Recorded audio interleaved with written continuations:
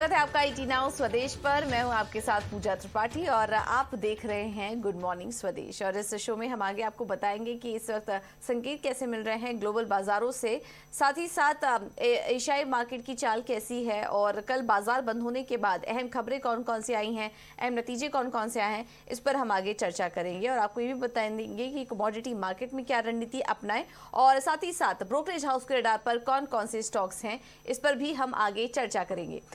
लेकिन सबसे पहले शुरुआत कर लेते हैं एशियाई बाजारों से। और इस वक्त शुरुआत काफ़ी अच्छी नज़र आ रही है एशियन मार्केट की। एसजीएक्स निफ्टी हरे निशान में है, करीब 35 अंक ऊपर।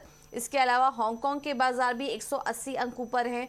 कोरिया के बाजार में 12 अंकों की तेज़ी है और जापान के बाजार भी देखेंगे तो करीब 355 अंकों की तेज़ी निकाई में भी देखने को मिल रही है। और चीन के बाजार भी देखेंगे तो वो भी हरे निशान में ही ट्रेड कर रहे हैं। तो इस वक्त पॉजिटिव संकेत मिल रहे हैं। सभी के सभी इंडेक्स में जो शुरुआत है वो हरे निशान में होते हुए नजर आ रही है।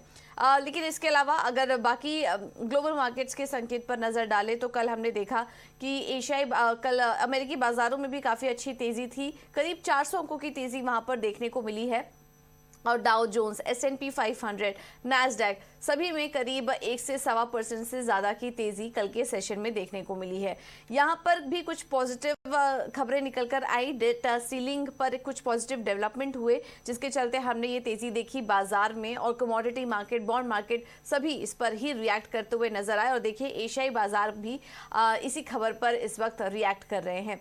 यहाँ पर कांग्रेस लीडर्स और प्रेसिडेंट जो बाइडेन के बीच सहमति जल्द बनने का अनुमान है। और अब इस तरह के कमेंट आ रहे हैं। हाउस स्पीकर केविन मैकार्थी का भी कहना है कि इस हफ्ते के अंत तक इस पर फैसला जल्द ही लिया जा सकता है। डेट सीलिंग को लेकर एक सहमति जो बन रही है, वो उस पर जो चर्चा चल रही है वो पॉजिटिव राह पर है और इस पर जल्द ही फैसला आ सकता है। इसमें बाइडेन का भी ये कहना है कि सभी लॉ मेकर्स और कांग्रेस लीडर्स के साथ उनकी मीटिंग हुई जिसमें कि मीटिंग अच्छी रही, बातचीत भी अच्छी चल रही है और डिफॉल्ट की स्थिति नहीं आने देंगे, ये दोनों ही साइड का कहना है। और उनका कहना है कि जल्द ही इस पर एग्रीमेंट बनेगा और पॉजिटिव एग्रीमेंट बनता हुआ दिखाई देगा। तो ये जो कुछ पॉजिटिव बयान आए कल के सेशन में हमने देखा, उस पर रिएक्शन मिला अमेरिकी बाजारों का और दिन की ऊपरी स्तर पर बंद हुए। इसके अलावा एक और चीज हुई, कल रीजनल बैंकों की तरफ से भी काफी अच्छा सपोर्ट आया। यहाँ पर वेस्टर्न अलायंस बैंकॉप 10% की तेजी वहां पर देखने को मिली। डिपॉजिट्स के जो आंकड़े उन्होंने रिपोर्ट किए, काफी अच्छी सुधार वहां पर देखने को मिला जिसके चलते हमने देखा कि रीजनल बैंकों में अच्छी तेजी देखने को मिली। और रीजनल बैंक ETF जो है वहां पर 7% की बढ़त कल हमने कल के सेशन में देखी। यूरोप के बाजार कल हल्के मिले जुले कारोबार कर रहे थे। इसके अलावा अन्य संकेतों को देखेंगे तो डेट सीलिंग पर जो बातचीत अब तेजी से हो रही है, उसके बाद हमने देखा कि बॉन्ड यील्ड्स में तेजी आई, 3.56% के पास ये आंकड़ा था। डॉलर इंडेक्स में हल्की तेजी देखने को मिली। सोना $2000 के नीचे अभी भी बरकरार है क्योंकि अब डिफॉल्ट जैसी स्थिति नहीं बन रही है। और ब्याज दरों को भी लेकर फेड ऑफिशियल्स का कहना है कि इस साल तो कटौती देखने को नहीं मिलेगी। तो ये कुछ चीजें हैं जो कि सोने में दबाव डाल रही हैं और सोना अभी भी हम देख रहे हैं कि $2000 के नीचे ही कारोबार कर रहा है। और कल और भी वीकनेस वहां पर हमने देखी। और कच्चे तेल की बात करेंगे तो यहाँ की रिकवरी है क्योंकि डेट सीलिंग को लेकर अब फैसला जल्द से जल्द हो सकता है, उसके अनुमान से और मांग में सुधार के अनुमान से हमने देखा कि कच्चे तेल में भी अच्छी रिकवरी थी। करीब $2 की रिकवरी वहां पर देखने को मिली और इस पर $76 के आसपास कारोबार कर रहा है कच्चा तेल। तो कुछ ये पॉजिटिव बयान निकल कर आए हैं। और इस बीच JP मॉर्गन के CEO का भी कहना है कि US में डिफॉल्ट होने की संभावना तो नहीं दिखाई दे रही है और डेट सीमा से जुड़े जो भी फैसले होते हैं उसके लिए वो पूरी तरह से तैयार हैं। तो इस वक्त जो ओवरऑल माहौल है वो पॉजिटिव है बाजार के लिए।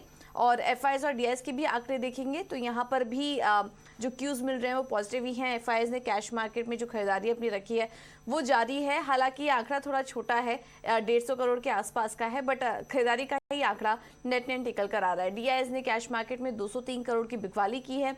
इंडेक्स फ्यूचर की बात करेंगे तो 529 करोड़ की बिकवाली है और इंडेक्स ऑप्शन में 890 करोड़ की वो बिकवाली करके गए। आज एक्सपायरी का भी दिन है। उसके पहले हमने देखा कि कल भारतीय बाजारों में एक मुनाफा वसूली काफी ज्यादा हावी थी, बट ओवरऑल जो ट्रेंड है वो पॉजिटिव नजर आ रहा है। और अब आज ये जो पॉजिटिव ग्लोबल क्यूज मिल रहे हैं उसके चलते आज भारतीय बाजार फोकस में रहेंगे। हो सकता है एक तेजी आज देखने को मिले, लेकिन ध्यान रखिए वीकली एक्सपायरी भी है आज।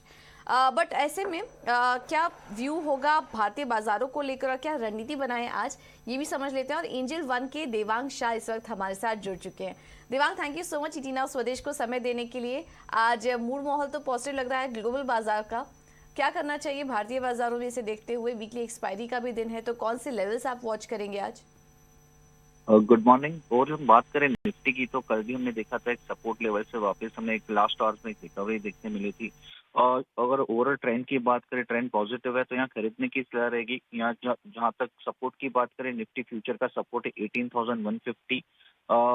रेजिस्टेंस की बात करें 18,350, 18,400, ये रेजिस्टेंस जो है। तो हमें लगता है कि यहाँ तक हमें लेवल देखने मिल सकते हैं। खरीदने की सलाह रहेगी निफ्टी फ्यूचर्स में। जहाँ तक बैंक निफ्टी की बात करें, बैंक निफ्टी में भी ओवरऑल ट्रेंड पॉजिटिव है। हमने देखा था यहाँ पे भी एक अच्छी रिकवरी देखने मिली थी। सपोर्ट की बात करें 43,500 के सपोर्ट है बैंक निफ्टी के लिए। 44,100 का 1 तक के लेवल्स हमें देखने मिल सकता है बैंक निफ्टी में। ठीक है, तो ये है राय निफ्टी और बैंक निफ्टी पर। देवांग, इसके अलावा स्टॉक स्पेसिफिक रणनीति क्या होगी आज के लिए? स्टॉक स्पेसिफिक में बात करें तो फर्स्ट स्टॉक क्या रहेगा, Godrej consumer product. Overall chart structure की बात करें तो high top high bottom structure में स्टॉक ट्रेड कर रहा है। हमने काफी एक अच्छा मोमेंटम स्टॉक में देखने मिल रहा है। तो यहाँ खरीदने की सलाह रहेगी। स्टॉप लॉस रखना है 1004 का, टारगेट है 1040। नेक्स्ट स्टॉक रहेगा पिडिलाइट। पिडिलाइट की बात करें, हमें एक सपोर्ट लेवल से राउंडिंग बॉटम पैटर्न देखने मिला है स्टॉक के अंदर। हमें लगता है कि अभी भी यहाँ पे अपसाइड इंटैक्ट है। यहाँ स्टॉप लॉस रखना है 2515 का, टारगेट है 2590।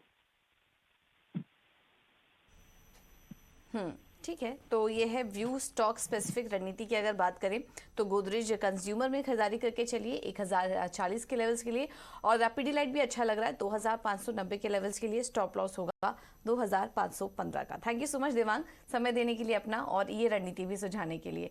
तो इन स्टॉक्स पर आप नजर रखिए, आगे कुछ और भी ट्रेडिंग आइडियाज आपके साथ शेयर करेंगे। लेकिन चलिए अब रुक करते हैं खबरों वाले शेयर्स पर और नतीजे कौन कौन से आए कल बाजार बंद होने के बाद।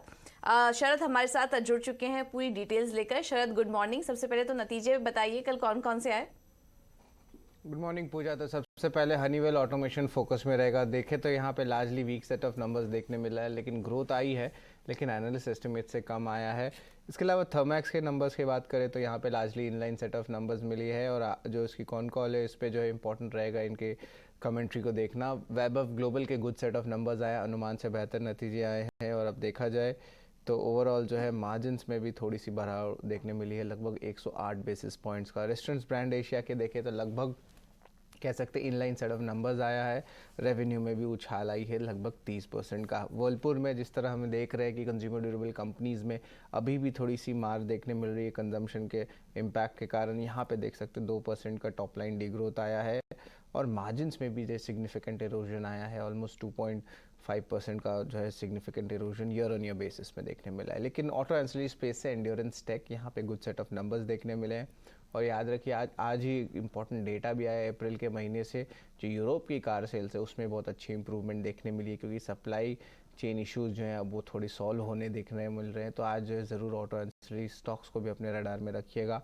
एमटार टेक के बारे में बात करें तो बहुत गुड सेट ऑफ नंबर्स आए हैं। रेवेन्यू जो है लगभग डबल हो गया है। आरएससी के लगभग वीक नंबर्स देखने मिले हैं, रेवेन्यू सिर्फ 6% का इजाफा आया। रेलटेल की बात करें तो थोड़े वीक सेट ऑफ नंबर्स देखने मिले हैं, और यहाँ पे देखें तो मार्जिन्स में गिरावट देखने मिला है, लगभग 670 बेसिस पॉइंट्स का गिरावट आया है। जेके टायर के largely inline set of numbers है, और इस बार टायर कंपनीज के रिजल्ट्स भी मोर और लेस अच्छे देखने मिले थे, क्योंकि उनकी जो मार्जिन्स हैं वहाँ पे इंप्रूवमेंट देखने मिल रही थी। जिंदल स्टेनलेस की बात करें, sequentially good set of numbers आया है, पैट में लगभग 40% का उछाल है। इंडो अमाइंस की बात करें तो बहुत गुड सेट ऑफ नंबर्स आए हैं, और पैट में देखा जाए तो 70% का ग्रोथ आया। और आखिरी स्टॉक जो है अर्निंग स्पेसिफिक वो रहेगा जिंदल सौ। यहाँ पे बहुत बेहतरीन परफॉर्मेंस देखने मिली, और सबसे बेस्ट एबिडा परफॉर्मेंस कंपनी का देखने मिला है। एबिडा 50% ऊपर है, और अगर पैट की बारे में बात करें तो 2.5 गुना का उछाल देखने मिला है।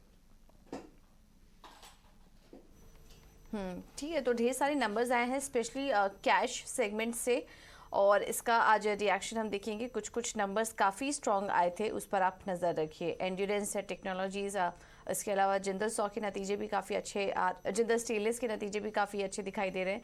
जिंदल सौ के नतीजे काफ़ी स्ट्रॉन्ग हैं। तो ये कुछ कंपनियां हैं जिन पर कि आप नज़र रखिए। इसके अलावा कल बाजार बंद होने के बाद कुछ अहम खबरें भी आई हैं। शरद बताइए कौन कौन सी स्टॉक सी न्यूज़ है आज के लिए। जी बिल्कुल, HDFC बैंक फोकस में रहेगा और यहाँ पे जो है RBI ने अलाउ कर दी है SBI फंड मैनेजमेंट को जो अपनी स्टेक बढ़ाने के लिए ऑलमोस्ट 9.99% स्टेक बढ़ाएंगे और करंटली जो है वो ऑलमोस्ट 5% स्टेक होल्ड करते हैं HDFC बैंक में। आज जो है OFS खुलने वाला है, ऑफ कोर्स ये खुलेगा नॉन रिटेल इन्वेस्टर्स के लिए, कल रिटेल इन्वेस्टर्स के लिए खुलेगा, जहाँ पे वेदांत फैशन जो है यहाँ पे प्रमोटर 7% स्टेक जो है लगभग ऑफलोड करने वाले OFS द्वारा। ऑलमोस्ट 1.7 करोड़ इक्विटी शेयर्स और जो फ्लोर प्राइस रखा है वो 1161 रुपीज़ पर शेयर का रखा है, यानी कि एक डिस्काउंट पे चल रहा है। 7% करंट मार्केट प्राइस है और करेंटली जो है प्रमोटर्स का 85% स्टेक है। तो ऑफकोर्स सेबी रूल्स रेगुलेशंस के कारण प्रमोटर्स को अपनी स्टेक भी घटानी है और हाल ही में लिस्टेड भी हुआ था Vedant Fashions. India Bulls real estate जो है कंपनी कह रही है कि वो चैलेंज करने वाले हैं जो रिसेंटली NCLT ऑर्डर आया था और वो नई अपील फाइल करेंगे एनक्लैट में। रिसेंटली जो एम्बेसी मर्जर की बात हुई थी वहाँ पे NCLT का जो ऑर्डर है चंडीगढ़ का वो विथहेल्ड कर दिया गया था, यानी उसको पूरी तरह जो है अलाउ नहीं किया गया था। तो इसके कारण अपील फाइल करेंगे और स्टॉक में भी प्रेशर देखने मिला था। JSW स्टील को डिक्लेयर्ड प्रेफर्ड बिडर हो गए हैं, वो है आयरन और माइंस को लेके महाराष्ट्र के स्टेट में, तो एक टाइप से पॉजिटिव न्यूज़ है। और NHPC को एक लेटर ऑफ इंटेंट मिला है गुजरात ऊर्जा का और इस जो प्रोजेक्ट है ये सोलर प्रोजेक्ट ये लगभग 1010 करोड़ रुपए का है। ठीक है, तो ये कुछ खबरें हैं जहां पर कि आपको नजर रखनी है। नतीजों के लिहाज से आज एक्शन काफी ज्यादा दिख सकता है। अब उन पर ब्रोकरेज हाउस की रिपोर्ट्स क्या आई हैं ये भी हम आपके सामने एक एक करके रखेंगे। रुक करते हैं कुछ और नतीजों का। और आज SBI अपने नतीजे घोषित करने वाला है। नतीजों से क्या अनुमान है ये बताने के लिए हर्ष हमारे साथ जुड़ चुके हैं। हर्ष, गुड मॉर्निंग। बताइए SBI के नतीजे कैसे रह सकते हैं? जी हाँ, तो इंडिया का largest bank SBI NII expected है अराउंड 40,000 करोड़ पे, जो कि लास्ट ईयर 31,200 करोड़ पे था। तो एक सॉलिड एक्सपेक्टेशन दिख रहा है अभी भी। 28% year on year growth, 5% sequential growth expected. Operating profit में भी एक अच्छा असर आएगा इसका। अब 27% ईयर ऑन ईयर एक्सपेक्टेड है, 25,000 करोड़ के आसपास वो नंबर। जब प्रोविजंस को देखें तो Q3 में काफ़ी लो प्रोविजनिंग नंबर पर, अब Q4 में उससे भी लो एक्सपेक्टेड है। 5500 करोड़ के आसपास नंबर एक्सपेक्टेड है। 5700 करोड़ पे Q3 का नंबर आया था। और प्रॉफिट आफ्टर टैक्स इसी वजह से जो NII है, जो प्रोविजनिंग लोअर प्रोविजनिंग नंबर है, एड करेगा प्रॉफिट आफ्टर टैक्स को। Profit after tax around 15,000 crore के आसपास आएगा। 1% प्लस ROA एक्सपेक्टेड है अभी भी SBI से। जब बैलेंस शीट की बात करते हैं 16% ग्रोथ एक्सपेक्टेड है। एडवांसेस में काफ़ी healthy large balance sheet size पे, और डिपॉजिट ग्रोथ स्लो 6% एक्सपेक्टेड है ईयर ऑन ईयर बेसिस पे। ओवरऑल जब एक्सपेक्टेशंस को हाईलाइट करें तो निम्स अभी भी स्ट्रेंथन हो रहे हैं ऐसे लग रहा है। आगे जाके भी FY24 में क्या आउटलुक है मैनेजमेंट का निम्स पे, वो एक की फैक्टर रहेगा। ओपेक्स लोन ग्रोथ गाइडेंस आगे जाके कैसे रहेगा वो भी इम्पॉर्टेंट रहेगा। क्रेडिट कॉस्ट और ROAs किधर ट्रेंड होगा इम्पॉर्टेंट रहेगा। और MSME और एसेट क्वालिटी स्पेशली MSME पे मॉनिटर करने की ज़रूरत होगी।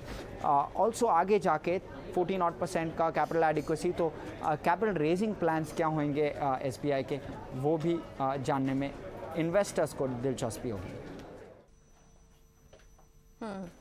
थैंक यू हर्ष, ये सारी जानकारी देने के लिए। तो बैंकिंग स्पेस की दिग्गज कंपनी SBI अपने नतीजे घोषित करने वाला है। काफी इंपॉर्टेंट होगा नंबर्स में, स्पेशली कमेंट्रीज क्या आती हैं बैंक की तरफ से, ये देखना काफी इंपॉर्टेंट होगा SBI के नतीजों में। इसके अलावा FMCG स्पेस की भी दिग्गज कंपनी ITC भी अपने नतीजे घोषित करने वाली है। और क्या अनुमान है नतीजों से ये बताने के लिए विनी हमारे साथ जुड़ चुकी हैं। विनी, गुड मॉर्निंग। बताइए। नंबर की जो बात करते हैं एक्सपेक्टेशन की बात, तो रेवेन्यू जो है वो एक्सपेक्टेड है कि अराउंड 7% पे रेवेन्यू ग्रोथ आएगी। प्रॉफिट ग्रोथ भी एक्सपेक्टेड है अराउंड 15% पे। और ओवरऑल जो ऑपरेटिंग परफॉर्मेंस एक्सपेक्टेशन भी है वहाँ पे भी अच्छी एक्सपेक्टेशंस है। 17.7% पे EBITDA की ग्रोथ एक्सपेक्टेड है और मार्जिन्स में एक्सपेंशन एक्सपेक्टेड है अराउंड 340 बेसिस पॉइंट पे। सिगरेट वॉल्यूम जो इंपॉर्टेंट नंबर होता है ITC के लिए, वहाँ पे हेल्दी सिगरेट वॉल्यूम है। 13 to 14% cigarette volume growth expected है। और मेनली जो सपोर्ट कर रहा है ऑपरेटिंग मार्जिन्स को और ग्रॉस मार्जिन परफॉर्मेंस को वो क्या होगा कि सॉफ्टनिंग इन कमोडिटी प्राइसेस हो चुके हैं, तो यस रॉ मटेरियल प्राइस अभी कम हो चुके हैं तो वो बेटर सपोर्ट कर रहा है, ऑपरेटिंग एफिशिएंसीज भी है तो ये ऐड होकर ओवरऑल सपोर्ट कर रही है मार्जिन्स ऑफ द कंपनीज को। नॉन सीक्रेट बिजनेस की बात करें तो FMCG business, hotel business, paper business, वहाँ पे भी एक्सपेक्टेड है कि अच्छी परफॉर्मेंस रहेगी। होटल बिजनेस में भी स्पेशली बुकिंग्स जो इंप्रूव हो रही है, हॉलीडे सीजन भी आया था तो ये इंप्रूव करेगा और ये सपोर्ट करेगा होटल बिजनेस को। एग्री बिजनेस थोड़ा एक्सपेक्टेड है कि ये टाइम डिक्लाइन होगी रेवेन्यू में, यहाँ टाइम एग्री बिजनेस में भी इंपॉर्टेंट फैक्टर्स जो वॉच आउट करेंगे कि वॉल्यूम ग्रोथ क्या आ रही है, प्राइस हाइक्स अगर आगे जाते हुए और कुछ प्राइस हाइक्स भी लेने वाली है कंपनी में सिगरेट बिजनेस में तो ये इंपॉर्टेंट फैक्टर है। एफएमसीजी की इबिटा मार्जिन्स क्या आ रही है, इबिट मार्जिन्स क्या आ रही है, वहाँ पे इंपॉर्टेंट है। और अगर कुछ कॉर्पोरेट एक्शंस आ रही है, डीमर्जर ऑफ बिजनेस या ये कुछ इंपॉर्टेंट फैक्टर्स है वॉच आउट करने के लिए। ओके, थैंक यू विनी आपका ये सारी जानकारी देने के लिए। चलिए अब आपको बताते हैं कि ब्रोकरेज हाउस के radar पर कौन कौन से स्टॉक्स हैं और वामाक्षी जुड़ चुके हैं हमारे साथ पूरी डिटेल्स लेकर। वामाक्षी गुड मॉर्निंग, बताइए। जी बिल्कुल, शुरुआत करते हैं हम एम्बर एंटरप्राइजेस के साथ। जेफरीज का मानना है कि मैनेजमेंट एक्सपेक्ट कर रहे हैं कि एसी इंडस्ट्री 15% पर ग्रो होगी FY24 में as compared to 30% in FY23। Unseasonal rains में इम्पैक्ट किया है ऑफ टेक को Q1 में, और पोस्ट करेक्शन अगर हम देखें तो स्टॉक एक डीप डिस्काउंट पर ट्रेड करता है तो ओवरऑल खरीदारी की राय ज़रूर आ रही है, मगर उन्होंने अपना टारगेट प्राइस बढ़ाकर 3120 कर दिया है। मैक्स हेल्थ पर जेफरीज की तरफ से रिपोर्ट आ रही है और उनका कहना है कि मार्जिनल बीट देखने मिला है, यहाँ पर EBITDA ग्रोथ मोमेंटम आगे चलते सस्टेन हो सकता है और इसी के चलते जेफरीज ने खरीदारी की राय दी है, टारगेट प्राइस को बढ़ाकर 600 प्रति शेयर का कर दिया है। ओवरऑल रियलिटी भी फोकस में रहेगा। जेफरीज का मानना है कि इन लाइन क्वार्टर रहा है ये स्टॉक के लिए, प्री सेल्स थोड़े स्लगिश नजर आ रहे हैं और नेट डेट भी बढ़ा है, मगर आगे चलते यहाँ पर सुधार आ सकता है तो ओवरऑल होल्ड की राय बरकरार रखी, मगर टारगेट प्राइस 879 से बढ़ाकर 891 कर दिया। इसके अलावा आईटी सेक्टर भी हमारे रेडार पर रहेगा। जेफरीज का मानना है कि वर्सनिंग क्लाइंट प्रॉफिटेबिलिटी का इम्पैक्ट शायद डिमांड पर नजर आ सकता है। वर्टिकल्स में से कम्युनिकेशन, टेक्नोलॉजी और BFSI पर सबसे ज़्यादा इम्पैक्ट दिख सकता है। टेक महिंद्रा और विप्रो के पास सबसे वीकेस्ट डिमांड आउटलुक है, मगर कोफोर्ज, विप्रो और LTI माइंड्री हाई रिस्क पर है नेगेटिव सरप्राइज पोस्ट करने के लिए। इसके अलावा जुबिलेंट फूडवर्क्स पर भी हम बात करेंगे क्योंकि कंपनी के नंबर्स के बाद काफ़ी सारे ब्रोकरेजेस आ रहे हैं। अब ब्रोकरेजेस का लार्जली कहना है कि कंटिन्यूड मिल्क इन्फ्लेशन प्रेशर्स नज़र आ रहे हैं फर्स्ट हाफ में। सिक्वेंशियल मार्जिन डिक्लाइन जो नज़र आया था वो दिखाते हैं कि कॉस्ट कंट्रोल मेजर्स जो कंपनी ने लिए थे वो फुल इनपुट कॉस्ट इन्फ्लेशन की प्रेशर को ऑफसेट नहीं कर पाए हैं। अनसर्टेनिटी और डिमांड और मार्जिन रिकवरी आगे चलते भी परसिस्ट कर सकती है। तो ओवरऑल अगर हम देखें काफ़ी पॉजिटिव नहीं नज़र आ रहे हैं ब्रोकरेजेस। मैक्वायरी ने अंडर परफॉर्म की राय तो बरकरार रखी, मगर अपना टारगेट प्राइस भी घटाया है। इनफैक्ट अगर हम देखें जेफरीज ने भी अपना टारगेट प्राइस घटाया है, मगर होल्ड की राय के साथ, मगर JP मॉर्गन ने न्यूट्रल की राय दी है टारगेट प्राइस 485 के साथ। और आखिर में हम फोकस करेंगे हनीवेल पर। नोम्यूरा का मानना है कि ग्रॉस मार्जिन 50% तक रिकवर हो चुके हैं। EPS अनुमान को उन्होंने करीब 5% से बीट किया है और रेवेन्यू ग्रोथ हालांकि उन्होंने उनके एस्टिमेट्स को ट्रेल किया है। तो ओवरऑल नोम्यूरा ने खरीदारी की राय ज़रूर दी है हनीवेल पर, टारगेट प्राइस 50,642 के साथ। ओके मैम, थैंक यू वामाक्षी ये सारी डिटेल्स के लिए। तो ये कुछ ब्रोकरेज रिपोर्ट्स हैं जहां पर कि आपको नज़र रखनी है। अब आगे बढ़ते हैं कमोडिटी मार्केट में क्या करें आज, ये बताने के लिए हमारे साथ मोतीलाल ओसवाल के अमित सजेजा मौजूद हैं। Amit, thank you so much समय देने के लिए अपना। शुरुआत सोने चांदी से करिए, क्या करें आज वहां पर, कैसे ट्रेड लें? Good morning. देखिए 2 या 3 सेशंस की लगातार गिरावट के बाद कल गोल्ड ने अपने प्रीवियस सपोर्ट यानी $1975 को टेस्ट किया था और उसके बाद करीबन 1985-88 के आसपास ट्रेड कर रहा है। तो मुझे लगता है कि एक शॉर्ट कवरिंग का दौर आज के सेशन में दिखाई दे सकता है। कल MCX पर भी हमने 60,000 के भाव देखे थे और उसके बाद 60,200 के करीब की क्लोजिंग आई है।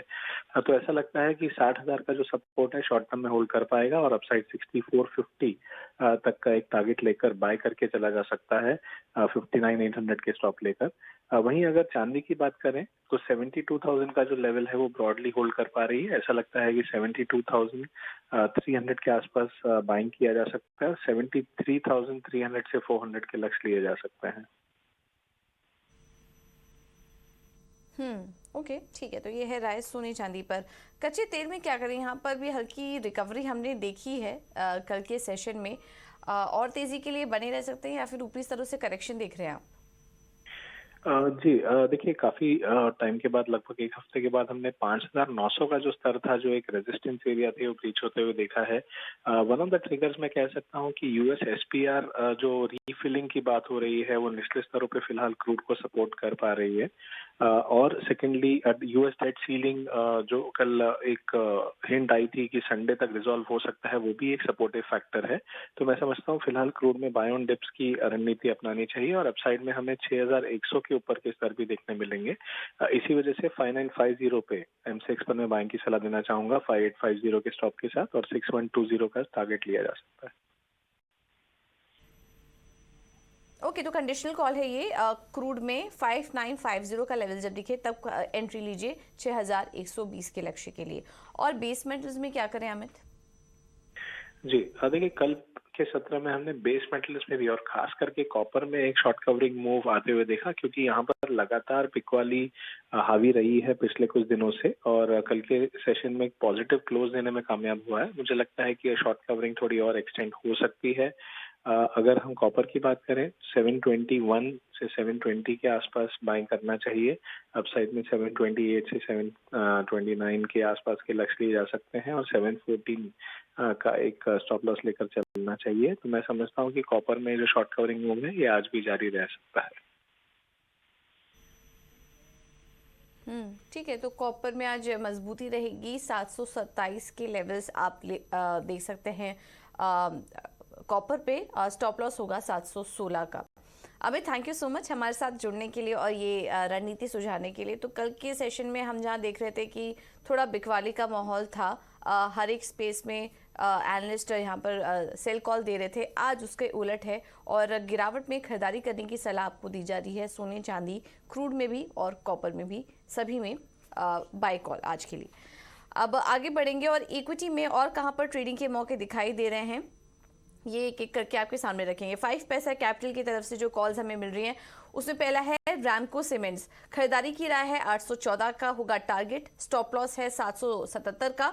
और दीपक नाइट्राइट भी अच्छा लग रहा है, यहाँ पर भी आप खरीदारी करिए। 2020 का होगा लक्ष्य, स्टॉप लॉस सुझा रहे हैं 1940 का।